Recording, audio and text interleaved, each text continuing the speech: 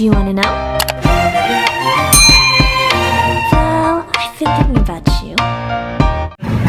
Halo teman-teman, perkenalkan nama saya Ajik Sylva Kaulika. Saya merupakan mahasiswa S1 Aquakultur Fakultas Perikanan dan Ilmu Kelautan Universitas Diponegoro. Hari ini saya akan melakukan sebuah proyek mandiri untuk memenuhi praktikum mata kuliah Ekologi Perairan dan Fisika Kimia Perairan. Proyek mandiri ini berupa pengamatan 3 parameter perairan, yaitu parameter fisika, parameter kimia, parameter biologi. Langsung saja, selamat menyaksikan.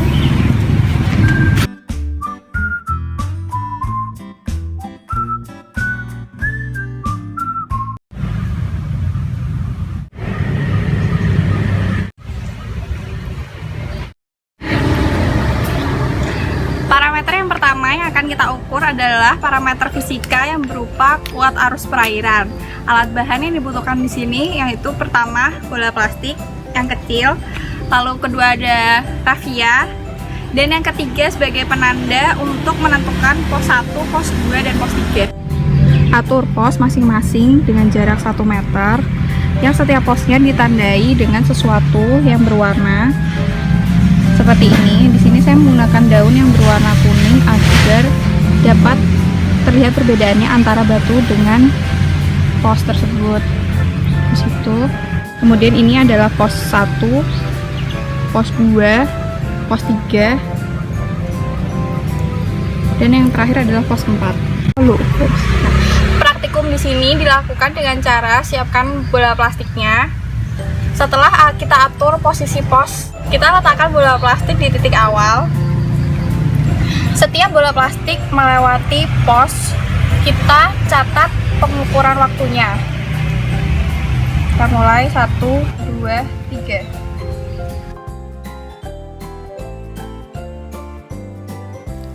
Metode ini kita ulang sebanyak 3 kali agar kita dapat mencari rata-ratanya. Begitulah metode dalam melaksanakan pengukuran parameter fisika yang berupa kuat arus perairan, dan jangan lupa catat pengukuran waktu di setiap posnya. Terima kasih.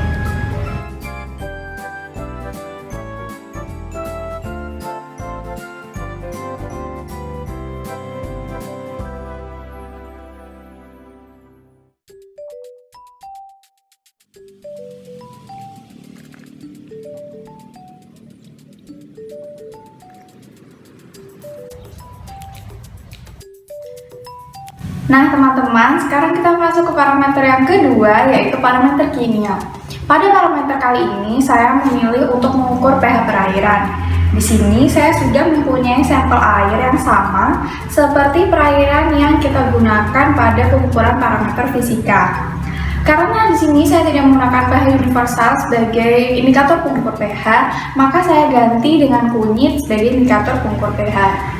Alat bahan lain yang kita perlukan pada pengukuran parameter ini yaitu obat mah sebagai indikator basa, cuka sebagai indikator asam, dan sendok plastik.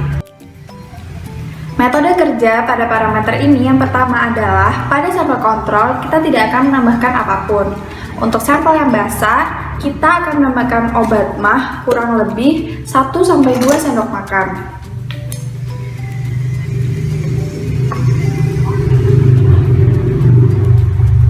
Jangan lupa diaduk.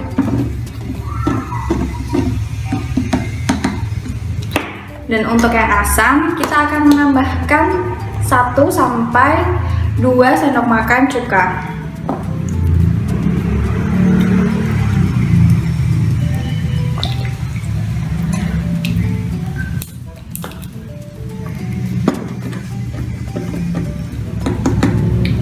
Setelah itu, masukkan masing-masing 1 potong kunyit ke dalamnya.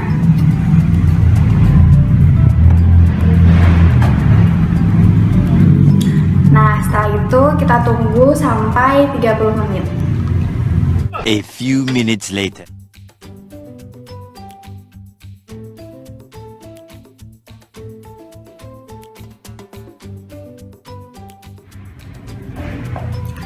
Setelah kunyit kita rendam pada masing-masing larutan kurang lebih selama 30 menit, kita amati perubahan warna yang terjadi pada kunyit. Di sini terlihat warna kunyit yang direndam pada larutan asam memiliki warna yang lebih cerah dibandingkan kunyit yang kita rendam pada larutan basah. Pada kunyit yang kita rendam pada larutan kontrol memiliki warna yang cenderung mirip dengan kunyit yang kita rendam pada larutan basah. Ini menandakan bahwa perairan yang kita amati memiliki pH yang basah. Nah, perubahan warna yang terjadi pada kunyit ini dipengaruhi oleh kurkumin yang terkandung pada kunyit yang menyebabkan kunyit mengalami perubahan warna menyesuaikan dengan pH yang ada di lingkungannya. Nah, teman-teman, begitulah metode kerja pada parameter yang kedua, parameter kimia.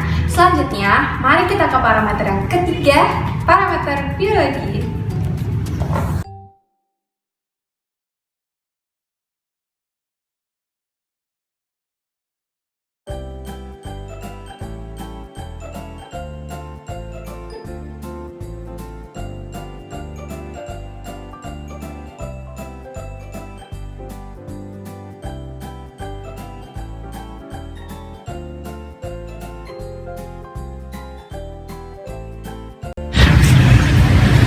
Sekarang kita masuk ke parameter yang ketiga berupa parameter biologi, yaitu pengamatan makrosubentos. Namun di perairan yang saya amati, saya tidak dapat menemukan makrosubentos.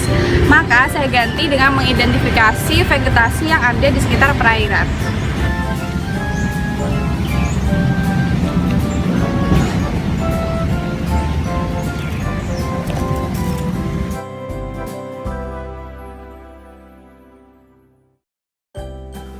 Tumbuhan lumut merupakan divisi tumbuhan yang tidak mempunyai akar dan daun sejati, akan tetapi bisa menyerap hara dan berfotosintesis.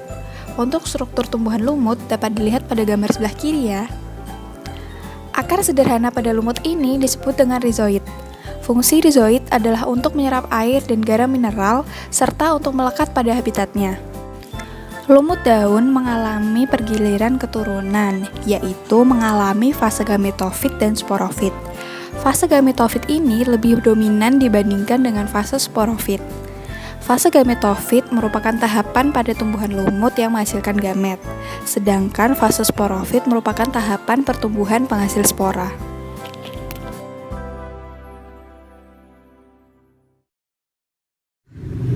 Berdasarkan pengamatan pada 3 parameter yang sudah dilakukan, maka dapat disimpulkan bahwa pada parameter fisika, rata-rata kuat arus perairan tersebut adalah 0,311 meter per second.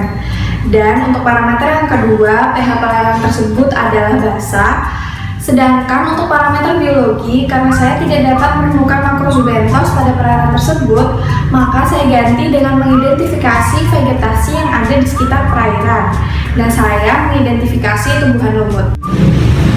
Nah, teman-teman, sekian proyek mandiri yang sudah saya lakukan. Semoga video ini bermanfaat untuk teman-teman semua. Terima kasih sudah menyaksikan. Dan jangan lupa untuk like, untuk komen, dan subscribe.